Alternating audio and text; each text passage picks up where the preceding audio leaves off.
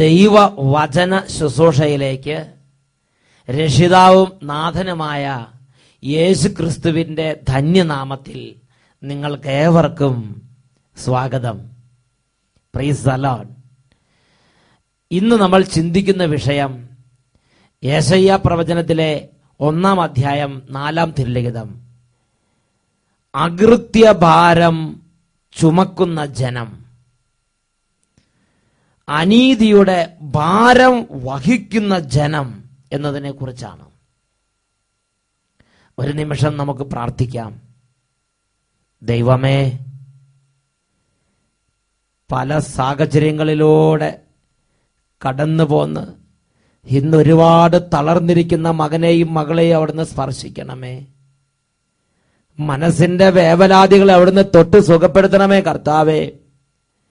ഒരു നിമിഷം പ്രാർത്ഥിക്കാൻ പോലും പറ്റാത്ത വിധം മന്ദത, മരവിപ്പ്, ഹൃദയ കാഠിന്യം, ദൈവനിഷേധം, നിരീശ്വര ചിന്ത, ഇങ്ങനെയുള്ള ഓരോ അന്ധകാര പീഡകളാൽ തകരുന്ന കുടുംബങ്ങളിലേക്ക്, തകരുന്ന ജീവിതങ്ങളിലേക്ക് പരിശുദ്ധാത്മാവിന്റെ അത്ഭുത ശക്തി ഇപ്പോൾ വ്യാപരിക്കട്ടെ.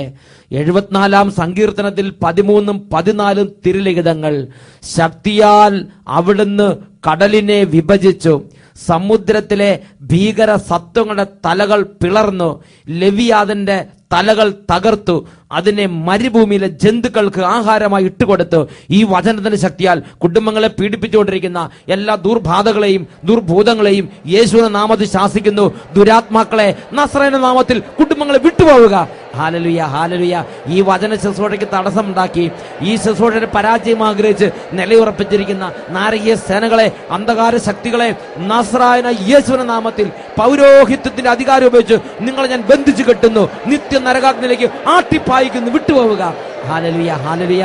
യേശുവേ ആരാധന, യേശുവേ സ്തോത്രം, യേശുവേ ആരാധന, യേശുവേ നന്ദി, യേശുവേ സ്തോത്രം, യേശുവേ നന്ദി. Praise the Lord. ഹല്ലേലൂയ. യെശയ്യാ പ്രവാചകന്റെ ഗ്രന്ഥത്തിൽ 1-ാമത്തെ അധ്യായം ദൈവം തന്റെ ഹൃദയത്തിന്റെ ഒരു വലിയ വേദന വെളിപ്പെടുത്തുകയാണ്. ദൈവം യെശയ്യാ പ്രവാചകന്റെ ഗ്രന്ഥം 1-ാം അധ്യായം 2-ാം വാക്യത്തിൽ ആകാശത്തെയും ഭൂമിയെല്ലാം സാക്ഷിയായി വിളിക്കുകയാണ്. ആകാശങ്ങളെ കേൾക്കുക, ഭൂതലമേ ചെവി തരുക. ഞാൻ എന്റെ ജനത്തെ പോറ്റി വളർത്തി, എന്നാൽ അവർ എന്നോട് കലഹിക്കുന്നു. കാള അതിന്റെ ഉടയവനെ അറിയുന്നു, കഴുത അതിന്റെ തൊഴുത്തറിയുന്നു, എന്നാൽ ഇസ്രായേൽ ഗ്രഹിക്കുന്നില്ല. എന്റെ ജനം മനസ്സിലാക്കുന്നില്ല. ഹൃദയം നുറുങ്ങിയ വേദനയോടെ ദൈവം തന്റെ നൊമ്പരം വെളിപ്പെടുത്തുകയാണ്. എന്താ അതിന്റെ കാരണം? യെശയ്യാ പ്രവചനത്തിൽ 1-ാം അധ്യായം 4-ാം വാക്യം, ഇതാ തിന്മ നിറഞ്ഞ രാജ്യം, അനീതിയുടെ ഭാരം വഹിക്കുന്ന ജനം. ഈ 2 കാര്യങ്ങൾ ദൈവം വെളിപ്പെടുത്തുകയാണ്. തിന്മ നിറഞ്ഞ രാജ്യം. ഒരു വനത്തിൽ ചെല്ലുമ്പോൾ വൃക്ഷനിബിഡമായിരിക്കുന്നത് പോലെ, വൃക്ഷനിബിഡമായ വനം പോലെ തിന്മ നിറഞ്ഞ് പടർന്ന് പന്തലിച്ച് പൂത്തുലഞ്ഞു കിടക്കുന്ന രാജ്യം. ആ രാജ്യത്ത് വസിക്കുന്ന ജനങ്ങളുടെ പ്രത്യേകതയോ അനീതിയുടെ ഭാരം വഹിക്കുന്ന ജനം. അനീതിക്ക് ഭാരമുണ്ട്. അനീതിയുടെ ഭാരം മണ്ണും കല്ലും ഭൂതലം ഈ സൃഷ്ടപ്രപഞ്ചം വഹിക്കുന്നു എന്നുള്ളത് ശരിയാണ്. അതുപോലെ തന്നെ ഒരു യാഥാർത്ഥ്യമാണ്, ജനം അനീതിയുടെ ഭാരം വഹിക്കണം. ഈ ഭൂമിയിൽ ഞാനും നിങ്ങളും പാപം ചെയ്യുമ്പോൾ ആ പാപം ഈ ഭൂതലത്തിൽ നിവർത്തിച്ചു കഴിഞ്ഞാൽ 2 കൂട്ടർ അതിന്റെ ചുമട് ചുമന്നേ മതിയാവൂ. ഒന്ന് ഈ ഭൂതലം. ഇതിനെക്കുറിച്ച് യെശയ്യാ പ്രവാചന ഗ്രന്ഥത്തിൽ വളരെ വ്യക്തമായി പഠിപ്പിച്ചിട്ടുണ്ട്. യെശയ്യാ പ്രവാചകന്റെ ഗ്രന്ഥത്തിൽ 24-ാം അധ്യായം അതിൽ 1 തൊട്ട് 6 വരെയുള്ള തിരുലിഖിതങ്ങൾ കർത്താവ് ഭൂമിയെ ശൂന്യവും വിജനവുമാക്കി തീർക്കും. അവിടുന്ന് അതിന്റെ ഉപരിതലത്തെ ഞെരിച്ച് അതിലെ നിവാസികളെ ചിതറിക്കും. ജനത്തിനും പുരോഹിതനും അടിമയ്ക്കും യജമാനനും ദാസിക്കും സ്വാമിനിക്കും വാങ്ങുന്നവനും വിൽക്കുന്നവനും വായ്പ കൊടുക്കുന്നവനും വായ്പ വാങ്ങുന്നവനും ഉത്തമർണനും അധമർണനും ഒന്നുപോലെ സംഭവിക്കും. ഭൂമി തീർത്തും ശൂന്യമാകും, പൂർണ്ണമായി കൊള്ളയടിക്കപ്പെടും. കർത്താവിൻ്റെതാണ് ഈ വചനം. ഭൂമി ദുഃഖിച്ച് ക്ഷയിച്ചു പോകുന്നു, ലോകമാകെ വാടിക്കൊഴിയുന്നു, ആകാശം ഭൂമിയോടൊപ്പം വാടിപ്പോകുന്നു. ഭൂമി അതിലെ നിവാസികൾ നിമിത്തം അശുദ്ധമായി തീർന്നിരിക്കുന്നു. അവർ നിയമം ലംഘിക്കുകയും കൽപ്പനകളിൽ നിന്ന് വ്യതിചലിക്കുകയും അങ്ങനെ ശാശ്വതമായ ഉടമ്പടിക്ക് ഭംഗം വരുത്തുകയും ചെയ്തിരിക്കുന്നു. അതിനാൽ ശാപം ഭൂമിയെ വിഴുങ്ങുകയും ഭൂവാസികൾ തങ്ങളുടെ അകൃത്യത്തിന്റെ ശിക്ഷ അനുഭവിക്കുകയും ചെയ്യുന്നു. അതുകൊണ്ട് ഭൂമിയിലെ നിവാസികൾ ദഹിച്ചു തീരുന്നു, ചുരുക്കം പേർ മാത്രം അവശേഷിക്കുന്നു. 24-ാം അധ്യായത്തിൽ 20-ാം തിരുലിഖിതം, ഭൂമി ഉന്മത്തനെ പോലെ ആടി ഉലയുന്നു, കുടിൽ പോലെ ഇളകിയാടുന്നു. അത് താങ്ങുന്ന അകൃത്യത്തിന്റെ ഭാരം അത്ര വലുതാണ്. അകൃത്യം അത്ര ഭാരമേറിയതാണ് എന്ന് തിരുലിഖിതം പഠിപ്പിക്കുകയാണ്. അപ്പോൾ മനുഷ്യൻ പാപം ചെയ്യുമ്പോൾ ഈ ഭൂമി അകൃത്യത്തിന്റെ ഭാരം ചുമക്കുന്നു. അതിന്റെ മേൽ അതിന്റെ പ്രത്യാഘാതം ഉണ്ടാകും. ഇത് തിരുലിഖിതം പഠിപ്പിക്കുന്ന ഒരു സത്യമാണ്. ഞാനും നിങ്ങളും പാപം ചെയ്യുമ്പോൾ ഈ മണ്ണും കാലാവസ്ഥയും ഞാനും നിങ്ങളും അധിവസിക്കുന്ന ഈ ഭൂമി അകൃത്യത്തിന്റെ ഭാരം ചുമക്കുന്ന ഒരു അവസ്ഥയിലേക്ക് ഞാനും നിങ്ങൾ തള്ളിയിടുകയാണ് ചെയ്യുന്നത്. അതിന്റെ പ്രത്യാഘാതം ഈ ഭൂമിയുടെ മേൽ ഉണ്ടാവുക തന്നെ ചെയ്യും. അതുപോലെ തന്നെ വിശുദ്ധ ലിഖിതം പഠിപ്പിക്കുന്ന പ്രധാനപ്പെട്ട ഒരു പ്രബോധനമാണ് ജനം അകൃത്യഭാരം ചുമക്കണം. തെറ്റ് ചെയ്യുന്ന ഞാനും നിങ്ങൾ തെറ്റ് ചെയ്യുന്ന ഒരു അന്തരീക്ഷത്തിൽ പാപം ചെയ്ത് ജീവിക്കുമ്പോൾ ദൈവത്തിന്റെ വചനം പഠിപ്പിക്കുകയാണ്, അനീതിയുടെ ഭാരം ഞാനും നിങ്ങളും ഈ ഭൂമുഖത്ത് ജീവിക്കുന്ന എല്ലാ മനുഷ്യരും ചുമന്നേ മതിയാവൂ. അനീതിയുടെ ഭാരം ചുമക്കുന്ന ജനം, അതാണ് യേശയ്യ 1:4. അനീതിയുടെ ഭാരം വഹിക്കുന്ന ജനം. എന്താണ് ഈ അനീതിയുടെ ഭാരം വഹിക്കുന്ന ജനം? ഇതിനെക്കുറിച്ച് അച്ഛന് തിരിച്ചറിവ് കിട്ടിയത് ഓരോരുത്തരുടെ ജീവിതത്തിന്റെ അനുഭവങ്ങളിൽ നിന്നാണ്. ഓരോ വ്യക്തികളും വന്ന് പറയുന്ന ഓരോരോ വേദനകൾ അച്ഛൻ മനസ്സിൽ ദൈവസന്നിധിയിൽ സമർപ്പിക്കാറുണ്ട്. ഒരു ദിവസം ഒരു കുടുംബം വന്ന് പറയുകയാണ്, ആ കുടുംബത്തിന്റെ വേദന ഇങ്ങനെയാണ്. ഏതാണ്ട് 2-3 വയസ്സ് പ്രായം, ഒരു 3-4 വയസ്സ്, സ്കൂളിൽ പോകാറായിട്ടില്ല പ്രായമുള്ളൊരു കൊച്ചു പെൺകുട്ടി. ആ പെൺകുട്ടി ഈ ലോകത്തിലൊരു പ്രത്യേക രാജ്യത്താണ് ആ കുടുംബം താമസിക്കുന്നത്. അപ്പോൾ ആ പെൺകുട്ടിയുടെ അപ്പനും അമ്മയും വന്ന് സങ്കടത്തോടെ പറയുന്നൊരു കാര്യമുണ്ട്. ഈ 4 വയസ്സ് പോലും ആകാത്ത ഈ കൊച്ചു പെൺകുട്ടി, അതിന് ജനിച്ചൊരു കുറച്ച് കാലം കഴിഞ്ഞപ്പോൾ തൊട്ട് അതിനൊരു പ്രത്യേക സ്വഭാവം. അത് ഉറക്കത്തിലാണെങ്കിലും ഉണർവിലാണെങ്കിലും അത് സ്വയംഭോഗം ചെയ്യുന്ന എന്ന് പറഞ്ഞാൽ അതിന്റെ ശരീരത്തിൽ അങ്ങനത്തെയുള്ള ചില പ്രവൃത്തികൾ ചെയ്യുന്ന ഒരു തിന്മ അറിയാതെ തന്നെ അതിന്റെ സ്വഭാവത്തിൽ കാണുകയാണ്. ഇത് ഉറക്കത്തിലും അല്ലാത്ത സമയത്തൊക്കെ ഇങ്ങനെ ചെയ്യുമ്പോൾ ഇതിന്റെ മാതാപിതാക്കന്മാർ ചങ്ക് പൊട്ടി കരയുകയാണ്. കാരണം ഇതെന്തുകൊണ്ട് ഞങ്ങളുടെ കുടുംബത്തിൽ ഇങ്ങനെ സംഭവിക്കുന്ന അത് അറിയാതെ അവർ വേദനിക്കുകയാണ്. പ്രിയപ്പെട്ട സഹോദരങ്ങളെ, വേറെ ചില ആളുകളെ അച്ഛൻ ശ്രദ്ധിച്ചിട്ടുണ്ട്. അവരുടെ കുടുംബത്തിൽ ഏതാണ്ട് 5 വയസ്സ് പ്രായമുള്ള ഒരു കുഞ്ഞിനെ അച്ഛൻ്റെ അടുത്ത് കൊണ്ടുവന്ന് ഒരു 1-ാം ക്ലാസ് കഷ്ടിയായിട്ടുണ്ടാവും. എന്താണ് ആ ജനത്തിന്റെ പ്രത്യേകത? അതിന്റെ പ്രത്യേകത, ആ കുട്ടിയുടെ പ്രത്യേകത ഇതാണ്. അതിന് ദേവാലയത്തിലേക്ക് ഞായറാഴ്ച കുർബാനയ്ക്ക് വേണ്ടി പോകാൻ മാതാപിതാക്കൾ ഒരുങ്ങുമ്പോൾ, അതിനെ വസ്ത്രങ്ങളൊക്കെ ധരിപ്പിച്ച് ഒരുക്കുമ്പോൾ അത് ഭയങ്കരമായി പൊട്ടിക്കരയും. അത് വലിയവായിൽ നിലവിളിക്കും. ഏതാണ്ട് ആരോ കുടുംബത്തിൽ മരിച്ചാൽ എന്ന പോലെ അത് ഭയങ്കരമായി വാവിട്ട് നിലവിളിക്കും. എന്നാൽ ദേവാലയത്തിൽ പോകണ്ട, നമുക്കിന്ന് മാർക്കറ്റിലേക്ക് പോകാം എന്ന് പറഞ്ഞാൽ അതിന് വലിയ സന്തോഷമാണ്. അത് തുള്ളിച്ചാടി വേഗം പുറത്തേക്ക് ഇറങ്ങും ഷോപ്പിങ്ങിന് വേണ്ടി, മാർക്കറ്റിലേക്ക് വേണ്ടി. ഇന്ന് നമുക്ക് സിനിമയ്ക്ക് പോകാമെന്ന് പറഞ്ഞാൽ തുള്ളിച്ചാടി അത് പുറത്തേക്ക് ഇറങ്ങും. ഇന്ന് നമുക്ക് ഇന്ന സ്ഥലത്തേക്ക് പോകാം, ഇന്ന് തിയേറ്ററിലേക്ക് പോകാം എന്ന് പറഞ്ഞാൽ തുള്ളിച്ചാടി അത് പുറത്തേക്ക് ഇറങ്ങും.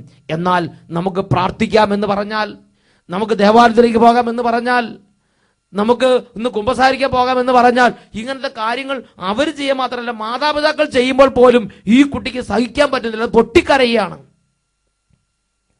അകൃത്യഭാരം ചുമക്കുന്ന ജനം, ദുഷ്പ്രവൃത്തിക്കാരുടെ മക്കൾ വഷളായി നടക്കുന്നു.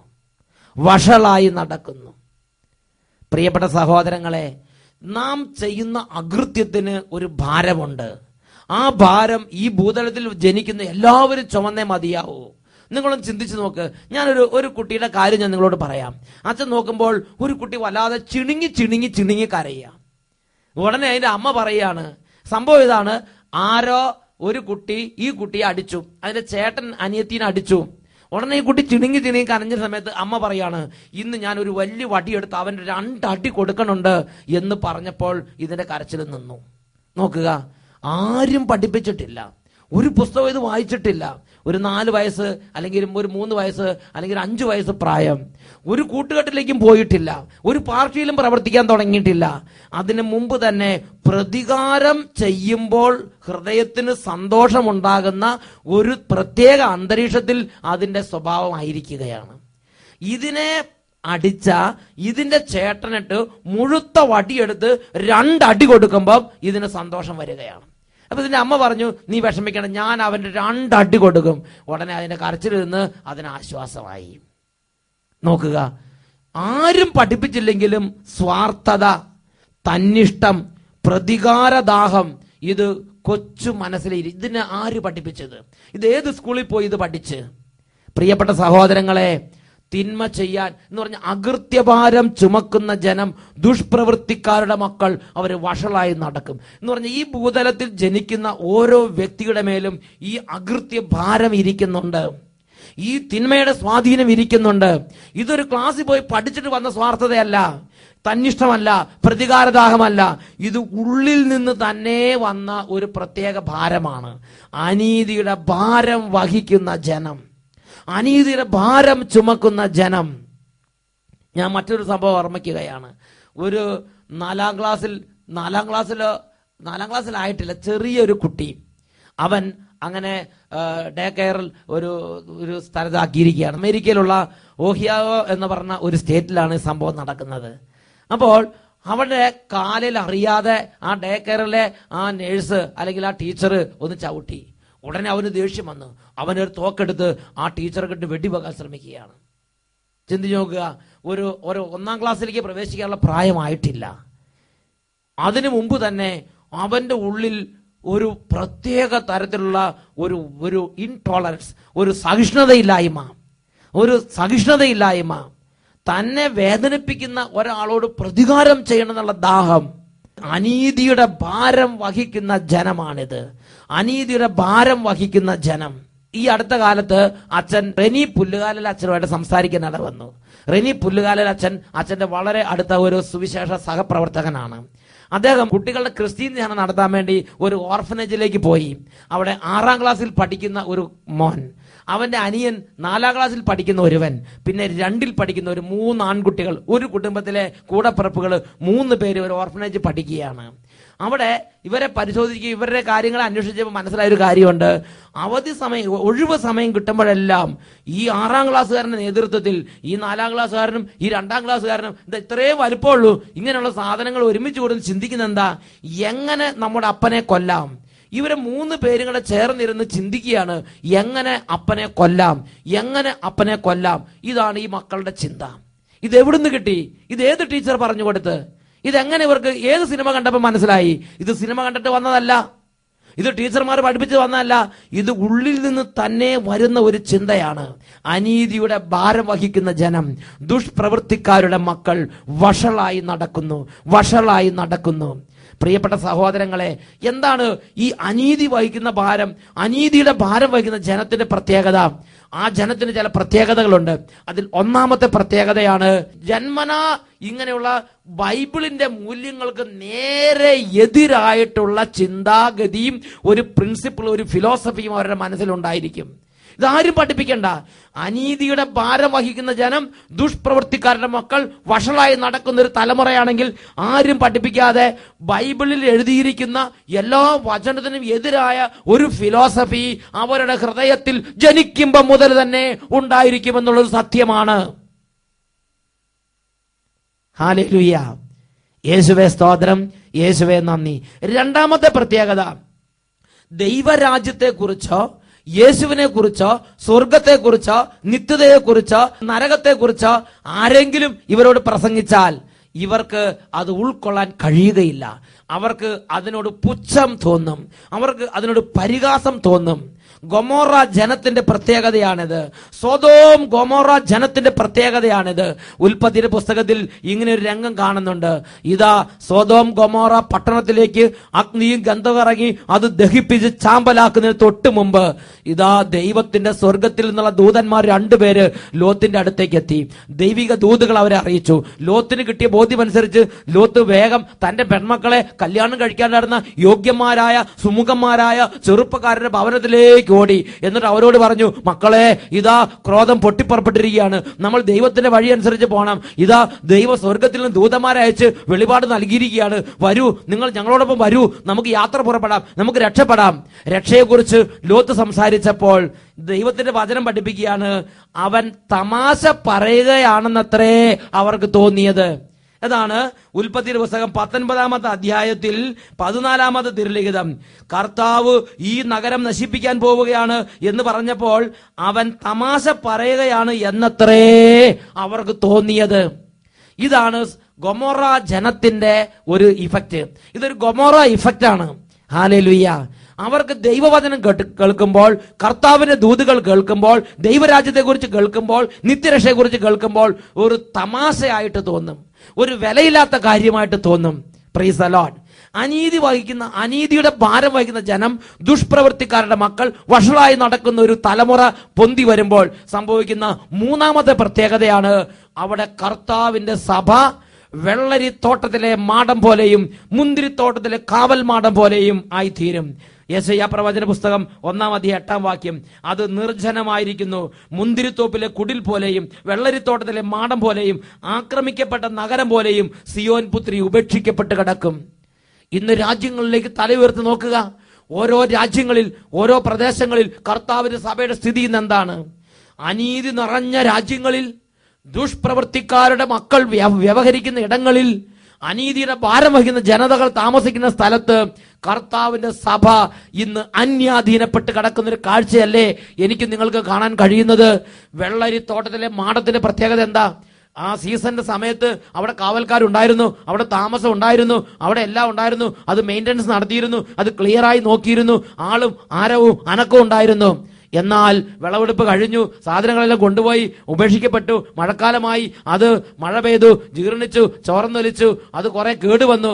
അങ്ങനെ വെള്ളരിത്തോട്ടത്തിലെ മാടം ഇന്ന് നോക്കുകുത്തിയായി അവിടെ നിൽക്കുകയാണ്. അനീതിയുടെ ഭാരം വഹിക്കുന്ന ജനം, ദുഷ്പ്രവൃത്തിക്കാരുടെ മക്കൾ, വഷളായി നടക്കുന്ന ജനത ഭൂമിയിൽ ഉയർന്നു വരുമ്പോൾ കർത്താവിന്റെ സഭ, കർത്താവിന്റെ ജനം, കർത്താവിന്റെ സംവിധാനങ്ങളെല്ലാം അത് പരിത്യക്താവസ്ഥയിലേക്ക് തള്ളപ്പെടും. അത് മുന്തിരിത്തോട്ടത്തിലെ കുടിൽ പോലെയും വെള്ളരിത്തോട്ടത്തിലെ മാടം പോലെയും ആക്രമിക്കപ്പെട്ട നഗരം പോലെയും സിയോൻ പുത്രി ഉപേക്ഷിക്കപ്പെട്ട് കിടക്കും. 4-ാമത്തെ ലക്ഷണം അത് ഹോസിയ പ്രവാചകന്റെ ഗ്രന്ഥത്തിലാണ് കാണുന്നത്. വചനം എത്ര കേട്ടാലും അവൻ ഒന്നും മനസ്സിലാവില്ല. തിന്മ പ്രവർത്തിക്കാൻ സമർത്ഥരാണ്. ദൈവിക കാര്യങ്ങൾ ഒട്ടും താല്പര്യം ഉണ്ടാവുകയില്ല. സന്ധ്യാപ്രാർത്ഥനയ്ക്ക് താല്പര്യം ഉണ്ടാവില്ല, വിശുദ്ധ കൂദാശകൾക്ക് താല്പര്യം ഉണ്ടാവില്ല, ബൈബിൾ വായിക്കാൻ താല്പര്യം ഉണ്ടാവില്ല, മാതാപിതാക്കന്മാരെ അനുസരിക്കാൻ താല്പര്യം ഉണ്ടാവില്ല, വിശുദ്ധിയുടെ മാർഗത്തിൽ നടക്കാൻ താല്പര്യം ഉണ്ടാവില്ല, വിശുദ്ധരുടെ ജീവചരിത്രങ്ങളോട് താല്പര്യം ഉണ്ടാവില്ല, സമർപ്പിതരോട് താല്പര്യം ഉണ്ടാവില്ല, വൈദികരോട് ബഹുമാനം ഉണ്ടാവില്ല. ദൈവിക കാര്യങ്ങളോടൊന്നും താല്പര്യമില്ലാത്ത ഒരു പ്രത്യേക തരത്തിലുള്ള സെക്കുലറിസ്റ്റിക് മെന്റാലിറ്റി ഈ ജനത്തിന്റെ മേൽ പിടിമുറുക്കും. അതാണ് ഹോസിയയുടെ പുസ്തകം 8:12. ഞാൻ അവന് 1000 പ്രമാണങ്ങൾ എഴുതി കൊടുത്തിരുന്നെങ്കിൽ തന്നെയും അവയെല്ലാം അവന് അപരിചിതമാകുമായിരുന്നു.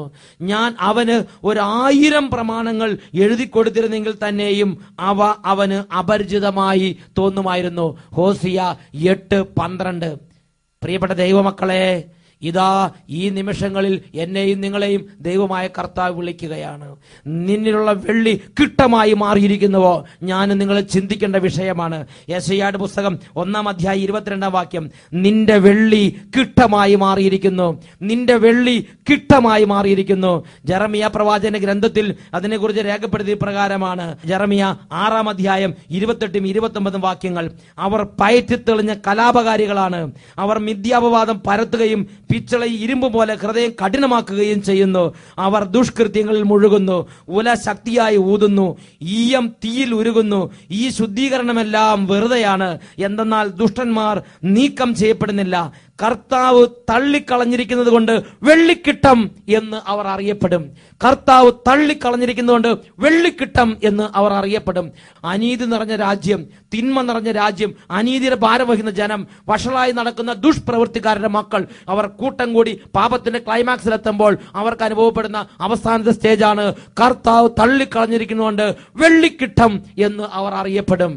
ഗൊമോറ ജനത്തിന് സദൃശമായ ഒരു രീതി, ഒരവസ്ഥ സംജാതമാകും. ഇന്ന് നമ്മൾ പ്രാർത്ഥിക്കുകയാണ്, ദൈവമേ ഞങ്ങളുടെ കുടുംബത്തിന്റെ സ്ഥിതി എന്താണ്, ഞങ്ങളുടെ കുടുംബത്തിൽ ജനിക്കുന്ന മക്കളുടെ സ്ഥിതി എന്താണ്, ഞങ്ങളുടെ മനസ്സിന്റെ സ്ഥിതി എന്താണ്, ആത്മീയ കാര്യങ്ങളോട് താല്പര്യമുണ്ടോ, സത്യത്തിന് നീതിക്ക് വേണ്ടി ദാഹമുണ്ടോ, നേർവഴിക്ക് പോകണമെന്നുള്ള ആഗ്രഹമുണ്ടോ, അതോ ഏത് വഴിയാണെങ്കിലും എങ്ങനെയാണെങ്കിലും ജീവിച്ചാൽ മതി എന്നാണോ ചിന്തിക്കുന്നത്, ഈ ശരീരത്തിന്റെ ഇഷ്ടങ്ങൾ പൂർത്തിയാക്കിയാൽ മതി എന്നാണോ ചിന്തിക്കുന്നത്, സ്വർഗത്തെക്കുറിച്ച് എനിക്ക് ആഗ്രഹമുണ്ടോ, നിത്യജീവനെ കുറിച്ച് എനിക്ക് ചിന്തയുണ്ടോ, എന്റെ മക്കൾ നിത്യതയിൽ എത്തിച്ചേർന്നത് എനിക്ക് ആഗ്രഹമുണ്ടോ, ദൈവിക മാർഗങ്ങൾക്ക് വേണ്ടിയുള്ള ഒരു ബെമ്പല് എന്റെ ഹൃദയത്തിൽ ഇപ്പോഴും അവശേഷിക്കുന്നുണ്ടോ? ദൈവമേ, എന്റെ ദൈവരാജ്യ നഷ്ടത്തെ ഓർത്ത് വിലപിക്കാൻ ഇന്ന് അഭിഷേകം ചെയ്യണമേ. എല്ലാവരും കരങ്ങൾ ഉയർത്തി സ്തുതിക്കുന്നു.